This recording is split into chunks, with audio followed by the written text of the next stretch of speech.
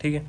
तो अब हमारा जो लेक्चर था नेक्स्ट था अपना कि एक ये कि हमारा ये जो है ये है पोर वॉल्यूम वर्सेस पोर रेडियस का ग्राफ। तो इसमें दो कर्व होते हैं, एक होता है पेनिट्रेशन कर्व, एक होता है डिस्ट्रीब्यूशन कर्व।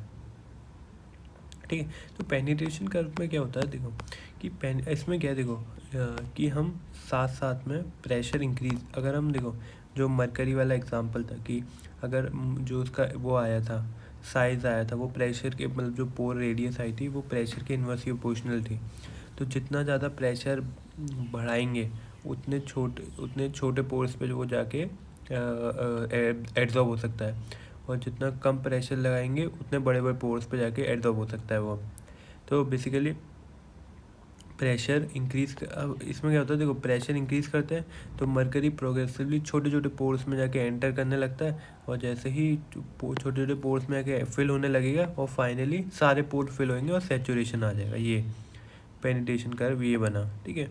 और डिस्ट्रीब्यूशन कर्व बताता है कि बेसिकली इतने पोर साइज के कितने, मतलब बेसिकली ये जो पर्टिकुलर आया ये अपना पेनिट्रेशन कर्व आया, और ये क्या बताता है डिस्ट्रीब्यूशन कर्व कि इतने पोर रेडियस का कितना पोर वॉल्यूम है। ठीक है, मतलब ठीक है पीक पे मतलब इतने पोर रेडियस ये मैक्सिमम है, इतने पोर रेडियस ये मैक्सिमम है, कि इतने पोर रेडियस वाले मैक्सिमम वॉल्यूम है इन पोर्स का। ठीक है कि मोस्ट प्रोबेबल पोर रेडियस वाला मोस्ट पीक पे बताता है मोस्ट प्रोबेबल पोर रेडियस। ठीक है। तो ये दो कर्व होते हैं, distribution curve, penetration curve. Distribution curve ऐसा रहता है, ये पूरा बेल शेप रहता है और ये बताता है कि मतलब किसका कितना डिस्ट्रीब्यूशन है, कितना कि कितने पोर साइज वाले कितना वॉल्यूम है, इतने पोर साइज वाले को कितना वॉल्यूम है। और इससे देख के अपन को पता चला मोस्टली जो है ना मोस्टली मोस्ट पोर लाए वो करते हैं 300 से 8000 एमस्टॉम में, और मोस्ट प्रोबेबली पोर रेडियस है 1200। ठीक है। ठीक है। तो 1200 पे पीक आएगा और 300 से 800 के बीच में बहुत मतलब ज़्यादा पोर्स लाई करते हैं। ठीक है। ये हो गया पेनिट्रेशन कर्व। और वो फिर है कि अब क्या होता है कि देखो बेसिकली अपना जो रिएक्शन होता है, अपना जो रिएक्शन हो रहा है उसमें दो ऑपरेशन है, मास ट्रांसफ़र ऑपरेशन भी है और रिएक्शंस भी हो रहा है। ठीक है। रिएक्शन भी हीट ट्रांसफर, ठीक है, मास ट्रांसफ़र भी और रिएक्शन भी हो रहा है। और मास ट्रांसफ़र कैसे डिफ्यूज़न हो रहा है, जो सब्सटेंस है वो बल्क से कहाँ तक आएगा, कैटलिस्ट के सरफेस तक, surface C B bulk concentration C S. तो ये हो गया डिफ्यूज़न। और फिर रिएक्शन अकर होगी उसके सरफेस पे। तो अब मैंने क्या लिखा हुआ है, पहला जो 10.1 इक्वेशन है वो के एम क्या है, जो के एम है वो अपना मास ट्रांसफ़र के लिए वो है रेट वाला वो कांस्टेंट है, और जो के है ये रिएक्शन आर पी जो नीचे वाला 10.2 है वो रिएक्शन के लिए है।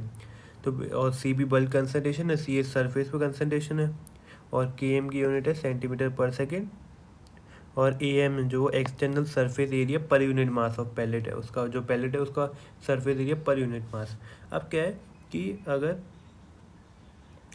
अगर के बहुत ज़्यादा है, मतलब ठीक है कि अगर के मतलब रेट रिएक्शन की रेट बहुत बहुत ज़्यादा है, तो बेसिकली बात है कि अगर हमारा हमेशा यही होता है कि रेट जो डिटरमाइन करता है वो स्लो स्टेप करता है। तो अगर के बहुत ज़्यादा हो गया तो मतलब रिएक्शन बहुत फास्ट हो रही है, तो डोमिनेटिंग कौन सा होगा, मास ट्रांसफ़र वाला टर्म। तो ये जो ऊपर वाला है ना ये डोमिनेट करने लग जाएगा। और दूसरा चीज़ है कि अगर के एम ज़्यादा हो गया के से, तो के एम ज़्यादा हो गया मीन्स कि डिफ्यूज़न अपना डोमिनेटिंग है। ठीक है। डिफ्यूज़न फास्ट अकर हो रहा है मीन्स बल्क कंसनट्रेशन और डिफ्यूज़न फास्ट होगा तो बल्क कंसनट्रेशन नियरर टू हो जाएगी सरफेस कंसनट्रेशन, क्योंकि बहुत फास्ट डिफ्यूजन हो रहा है तो जितना बल्क उतना ही नियर सरफेस पे होगा, दोनों पे कंसनट्रेशन बराबर हो जाएगा। और नीचे वाली अपन और स्लो स्टेप क्या हो गया, रिएक्शन वाला। तो रिएक्शन वाला ये स्लो स्टेप हो गया, आर पी इक्वल्स टू के ए एम सी एस की पावर एन, ये वाला मेन हो गया फिर। और फिर सी बी सी एस के बराबर, तो हमने सी इसको रिप्लेस करके K into A M C B raise to power N लिख दिया। ठीक है, ठीक है, ये हो गया। अब जो इक्वेशन 10.1 और ये वाली थी इक्वेशन 10.1 और 10.2, अब देखो इसको मैंने क्या किया, इन दोनों को हमने, हाँ, फर्स्ट ऑर्डर के लिए किया। फॉर फर्स्ट ऑर्डर रिएक्शन इन दोनों इक्वेशन से हमारी जो सी एस सरफेस की कंसनट्रेशन आई है बल्क कंसनट्रेशन के टर्म्स में, वो ये है C S is equals to K M upon K plus K M into C B. ठीक है, C S is equals to K M C B K plus K M. ठीक है, अब क्या है कि ये है इक्वेशन 10.1 और 2। अब हम इसे सब्स्टिट्यूट कर देंगे 10.2 में।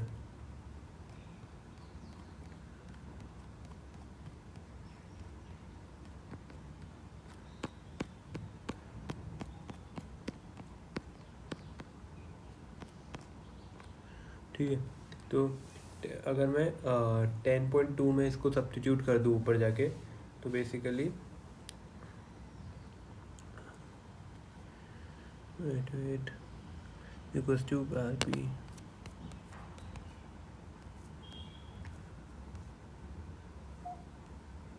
हाँ ठीक है, फर्स्ट ऑर्डर